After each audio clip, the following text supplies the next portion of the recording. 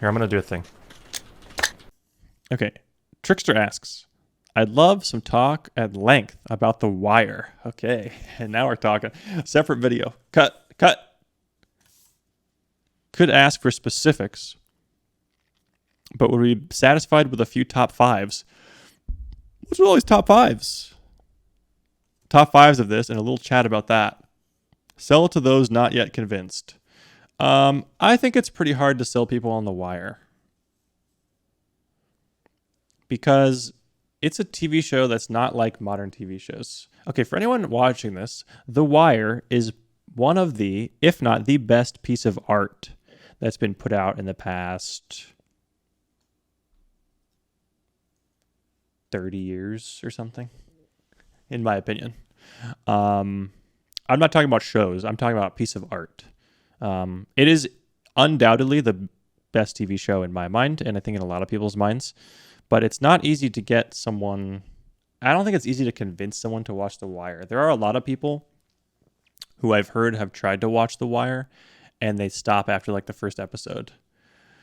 It's just not... It's not for everyone, I don't think. And it's, like I said, it's very different from modern TV shows. It doesn't... You have to pay attention the whole time. You have to pay attention to everything, because a character might say something quietly, 3 words or something, and it's extremely important. And if you're not paying attention, you're going to miss it. And it could just, it's that kind of show. And it's very different. It doesn't have, you have to be actively paying attention.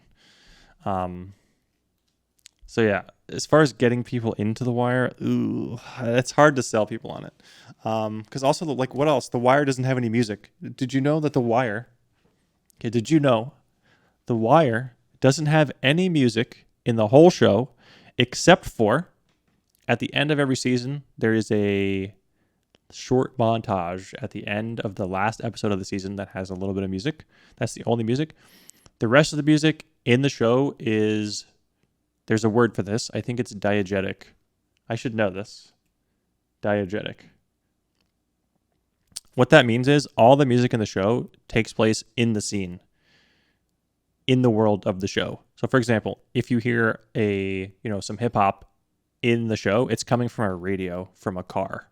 It's not like music that's overlaid. There's no like intense strings when there's something sad, or there's no like whatever. There's no extra music. You have to pay attention. As far as favorite things from The Wire, maybe I'm due for a rewatch. Favorite season for The Wire, season 1. My favorite character is probably Bodhi. I would say is my favorite character. What else? What is the top fives? With a few top fives. What else? A lot of people don't like season 2. I like season 2 quite a bit. Man, I gotta rewatch it too, because it's one of those shows where I've seen it maybe 2 or 3 times, and it's one of those shows you can just rewatch probably forever. You can probably rewatch forever. If you haven't watched The Wire, check it out, and don't give up, okay? This is how I'm selling you. Go watch it, and don't just give up. Pay attention. It's going to be probably confusing. The first episode probably will make no sense, but just keep going. Watch the first season. Why not? It's there. You can watch it. You can binge it. Trying to think of what else is great about The Wire. Oh my gosh, everything. There's really great actors in there. Oh man, I don't want to talk too much about stuff though, dude, because spoilers. I don't want to spoil anything for anyone. It's hard to talk about the show without spoiling everything. So many good quotes.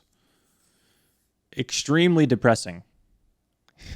Am I selling it well? Do you want to be extremely depressed? Go watch The Wire. It is. You're gonna feel horrible. Okay, that's my answer about The Wire. Okay. Am I gonna say this right? Emery Tutus. Hello, Murphy. Asks, is there a chance we'll get musical streams? Yes. For me, you're an inspiration in every way, so I'd love to see you play some of the many instruments you have. Yes. As I mentioned in another question, if you saw it, I am planning to do music streams soon. Maybe this week. I'm recording this at the beginning of March. Maybe this week, if not next week. I have spent a bunch of money investing in some extra equipment and stuff. and I'm going to be doing a couple things. One is I'm going to become a gimmick. I'm going to be like Lindsey Sterling without the dancing.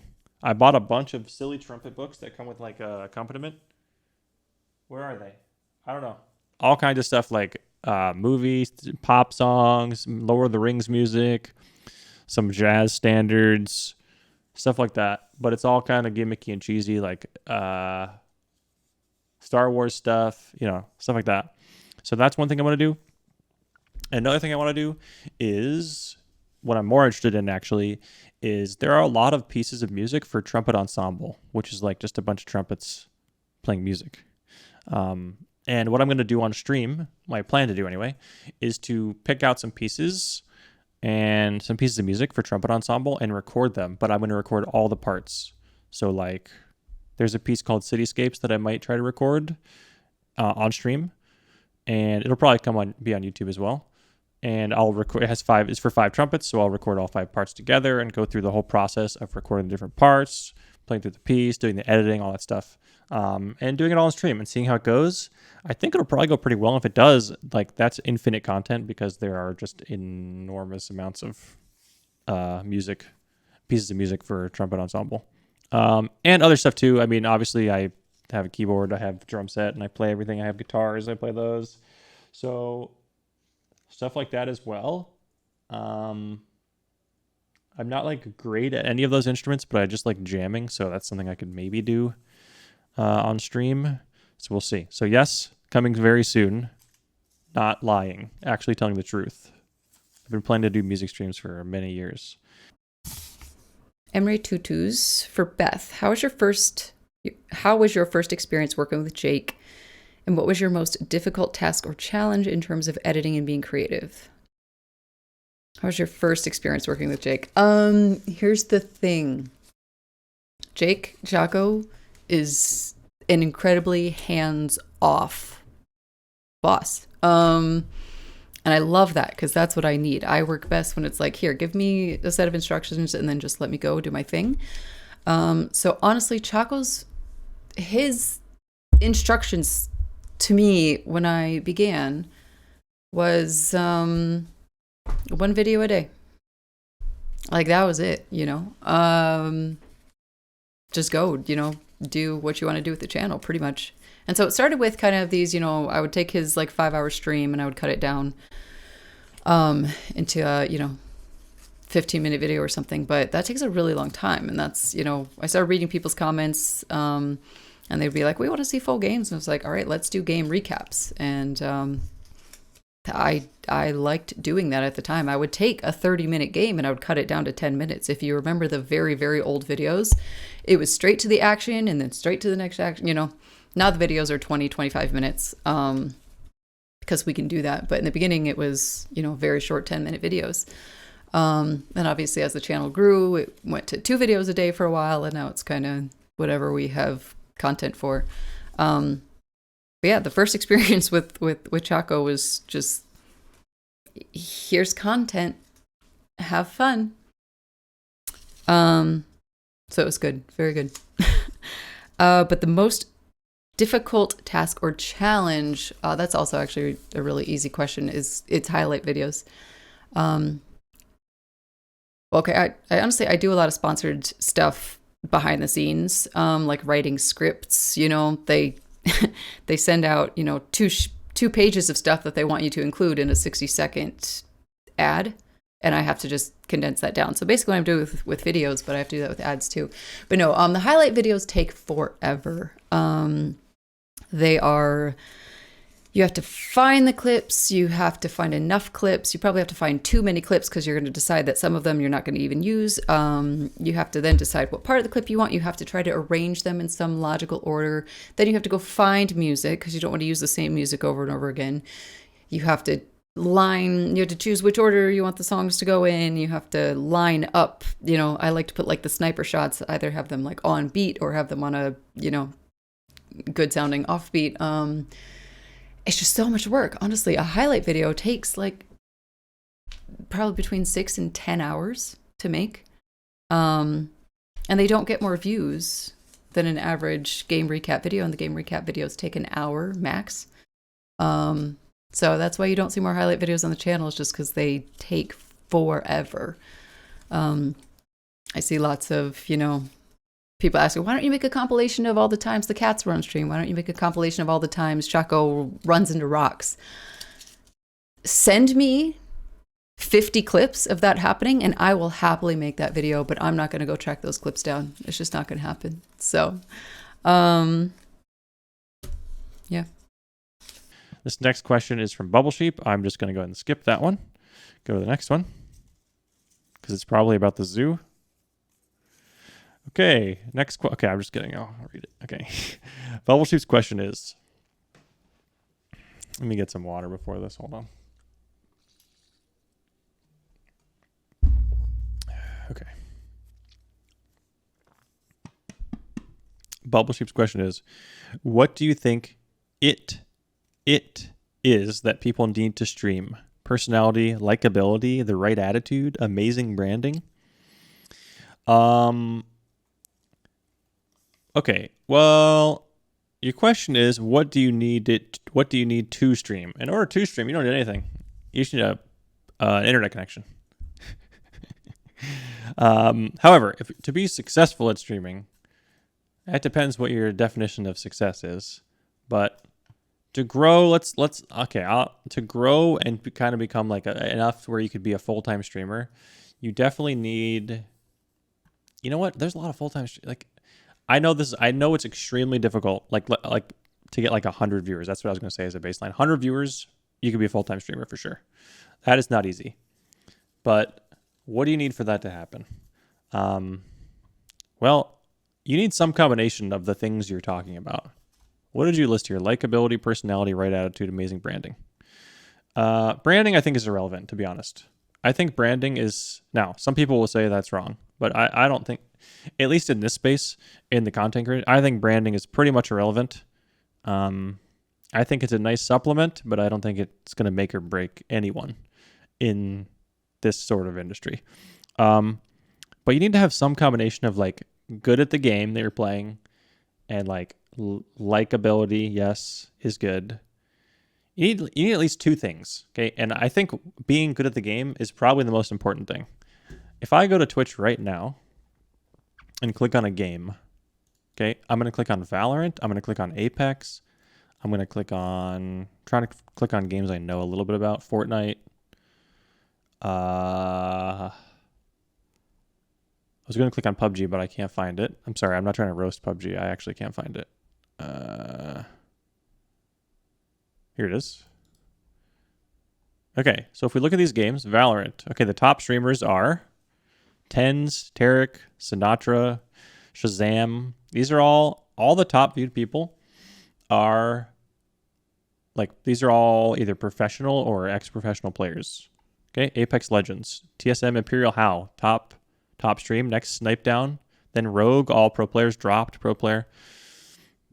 So that I think is the most important thing, and obviously that is the hardest thing to have, of course, is to like be at the top in skill at any game. So I would say, I got to close this before I start getting distracted. I would say that's most important. However, if that's all you have, it might get you somewhere and it might not. There are a ton of, I mean, I'm not trying to throw shade or anything like that, but there are a ton of, I'll take PUBG for example, because that's what I know about. There are a ton of professional PUBG players who stream or have tried to stream, and they just don't have any viewers because they're not fun to watch. On the other hand, there are other pro streamers who do stream and they get a lot of viewers because they're fun to watch, because they have a combination. They have the combination of skill, and then they have something else. They either have a good personality, they're funny, they're likable, they're good at interacting with chat, something like that. But you also can't have that really and not be that good. If you're bad at the game, let's say you're terrible at the game, but you're really likable and pretty funny, you're probably not going to be very successful on Twitch, because there are definitely people like that are successful, but it's hard to grow because like that. It's hard to grow like that. You have to have something that's initially going to start getting you more and more viewers, and having a good, unfortunately, this is just the truth. Having a good personality or being funny or likable isn't really going to do much for you if you're sitting on one viewer. What's going to do it for you or anyone is probably being good at the game. Now, I'm only speaking about games that are competitive, of course. There are tons of other games you can play. I can't really speak to that because I'm not really familiar with that landscape. Like Grand Theft Auto, people doing RP, I don't know how you become someone on that. I guess try to get it into no pixel and do it that way. Obviously, networking is really important, but for others, like, what else do we have here? It's just interesting because, like, again, most of the stuff on Twitch is what I'm talking about, competitive games. All the stuff at the top right now is either competitive multiplayer, or it's a new game. Because, like, what's at the top? Elden Ring, Valorant, GTA. So that's an exception to that, right? GTRP. Apex, competitive multiplayer. League of Legends, competitive multiplayer. Call of Duty Warzone, competitive multiplayer. Lost Ark, brand new game. Dota 2, competitive multiplayer. Fortnite, competitive multiplayer. So you see where I'm going with this. These are also the games that are best to become a streamer with, probably because they're the most popular, they have the most viewers, and they have a way to differentiate the good from the bad, so to speak. So, yeah, it's a hard question to answer exactly, but it's just you have to have some combination. And speaking from my perspective, like that's exactly why I became successful on Twitch in the first place. I was ranked 1 in PUBG. I was doing something no one else was doing. I was doing live commentary about all my gameplay, and it was I would say it was very educational at the time, especially that it was a new game. People like my voice. Okay, that's another thing that's great. I'm likable, I guess, for some reason. And so, yeah, I had a combination of things. But the most important thing I had was that I was one of the best players in the game at the time. Not anymore. Now I'm garbage, but at the time. Mary, Mary,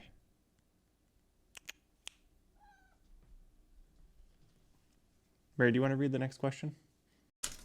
Next question is from Bubblesheep. For Beth. Thank you for taking the mods out to dinner at TwitchCon. You're welcome. What would you say your favorite, she also spelled favorite with an OU.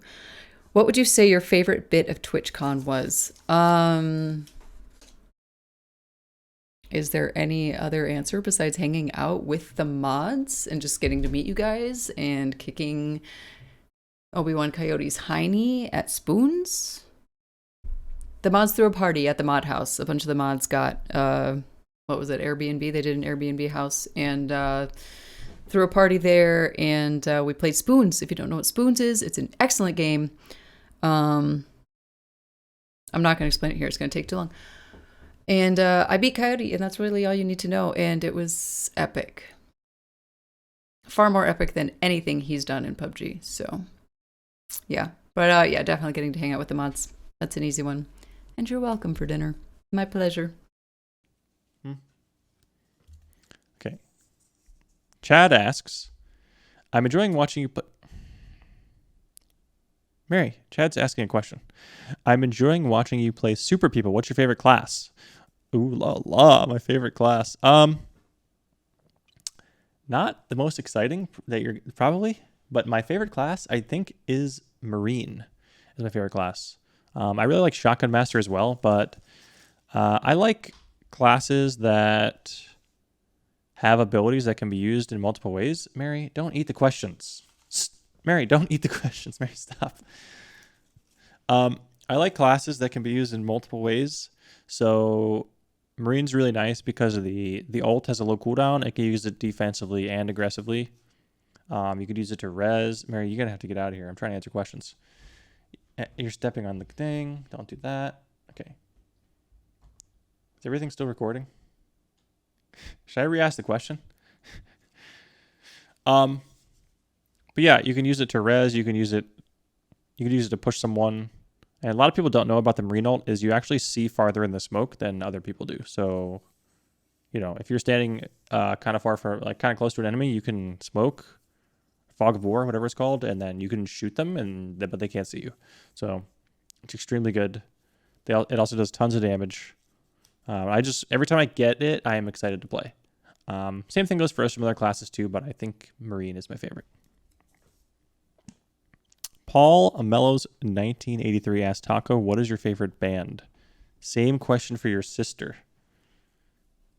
My sister? Mary? Mary, what's your favorite band? I should stop talking to her because she sees me looking at her and she's going to come over here and start eating questions again. Yeah, good question. I've been asked this before and I don't really have an answer. Like, what's my favorite band? I don't know. Growing up and stuff, I listened to some music. What did I listen to in high school? Like, I don't know. I liked Taking Back Sunday in high school a lot. The thing with me was I just wasn't really into... I've always been into doing the thing that it is rather than like getting into someone else doing it, if that makes any sense. Like for music, I listened to music, but I was much more interested in playing music. So I would just like play lots of music and wouldn't listen to as much, which isn't super great because listening to music is very important as a musician. But I've never really had a favorite band. I mean, earlier we had a question about rappers. My favorite rapper is Cannabis. But like, is that my favorite musician of all time? I don't know. Does Beth have an answer for this? Mary? Hey. Taco, what is your favorite band? Same question for your sister. He's not my brother. I'm not his sister. We look nothing alike. Favorite band? I hate this question. Who actually has a favorite band? I have a favorite album. Let's go with that. I have a favorite album, and it is Shadows. Shadows by Sean James. And I think that was like circa 2012, 2013. Sean James has done some newer stuff that I'm not the biggest fan of. But this was like his full original album that he put out with his band, Sean James and the Shapeshifters. And that whole album just speaks to me. It's bluesy, it's folksy, it's acoustic guitar, it's got violin, it's just got a lot of good stuff going for it. I like the lyrics. It's just good. So we'll go with Sean James. Why not? But specifically the album Shadows. Also, Sean James' cover of Love Me or Die is extremely good. Next question is from Rampal Sharma. Says, when are we going to see a Beth and Choco collaboration in a co-op game? That's a good question. To my knowledge, the only game Beth plays is Stardew Valley, which I guess we could play in co-op. I'd probably screw everything up, though. Like, I would probably screw everything up. So, I don't know. I mean, we could probably make it happen, though. It's not about me. I'm down. Is Beth down, though? That's the question. Are you down? Next question is from Rampal Sharma. When are we going to see a Beth and Choco collaboration in a co-op game?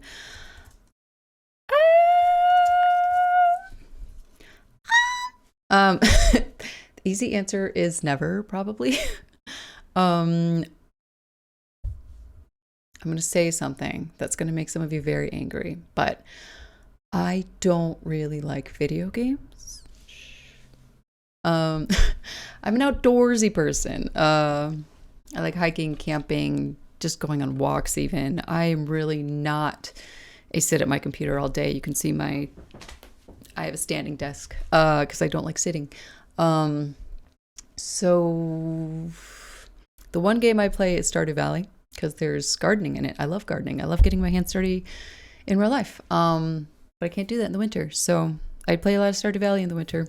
I did get into PUBG like circa 2018, 2019 for a while. I played with a really fun group of people. And then I just, there's only so much PUBG I can take. And also after being at my desk all day for work, I don't want to spend my evenings here. So unless Choco wants to play Stardew Valley, and I can't imagine that he ever would, although he is the one who gifted me the game, probably no Choco, Beth, collabs. Sorry. Okay, and that actually brings us to the final question. Really? Okay, we're already through. How long is this recording? Oh my god, I've been talking so much. Wow. Wow, it's 1 a.m. in the morning. Okay. Last question. These have been good questions. Thank you guys for all the questions. Last question is from Beast Flavor. Okay, and it says, if you had started streaming at the same time and the stream took off like before, but PUBG never came out, what game would you want or think you would have been streaming? Also, who has been the worst person to play with and why is it Mitch? Okay. Okay, cool question. Okay, I have a little short story. A couple people have heard this, I think. But I actually streamed for like a week at some point. A long time ago. I streamed for like a week. Let me try to figure out what year that was. Probably in like 2014 or 2015. I'm going to go with 2015. And the game I streamed was Dota 2. That is a game. I have more hours in Dota 2 than I have in PUBG. And I had tons of hours in Warcraft 3 Dota and Heroes of Newerth. So that would be the game that I would have been playing if I was going to stream. And I think. Because I was playing it before PUBG. I kind of lost interest in it a little bit before PUBG came out. So it was kind of a coincidence there. But I love the game and it would just be what I was playing. I was also very, very high ranked in that game. My top like my peak, I was like ranked 30th in like North and South America. So I was like at the very, very top of the leaderboards, which is very hard to do in that game because in that game you have players who have been playing the game. It's like StarCraft sort of in a way because you have players that have just been playing Dota all the time for like 10 years, 15 years. Like it's crazy. So the best players are insane. But I was up there actually playing in games with them. So I definitely wasn't the best player or anything like that. I didn't play professionally or competitively. But I did stream that game for a week in like 2015. And it's pretty funny. I just decided to stream. I think Carrie was out of town for a week or something like that. And I was like trying to figure out what to do. I was like kind of bored. So I was like, oh, I'll try streaming. That'll be funny.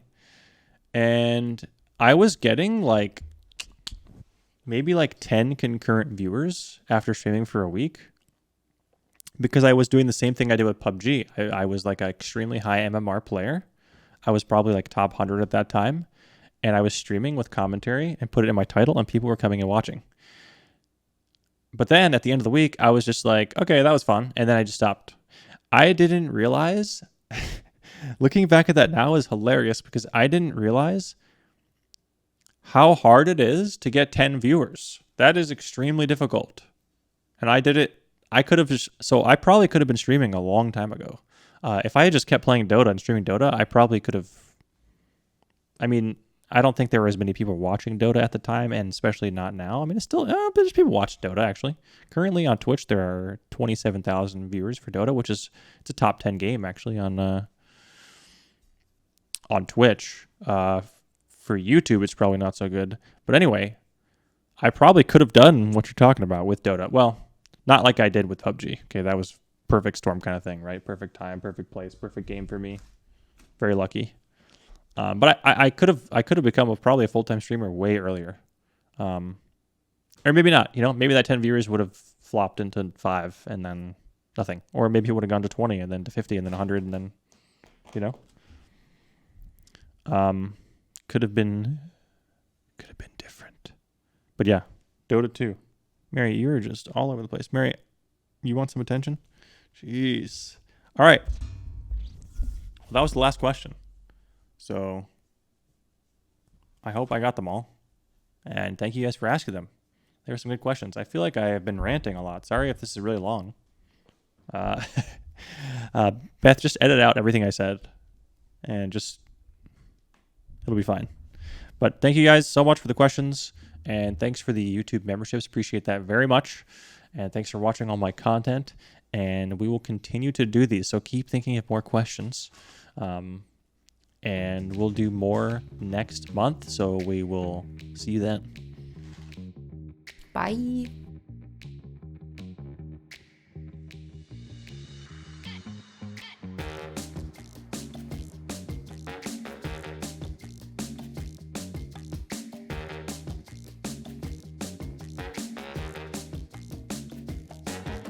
Hi, YouTube. Thanks for watching my videos, YouTube. I love you.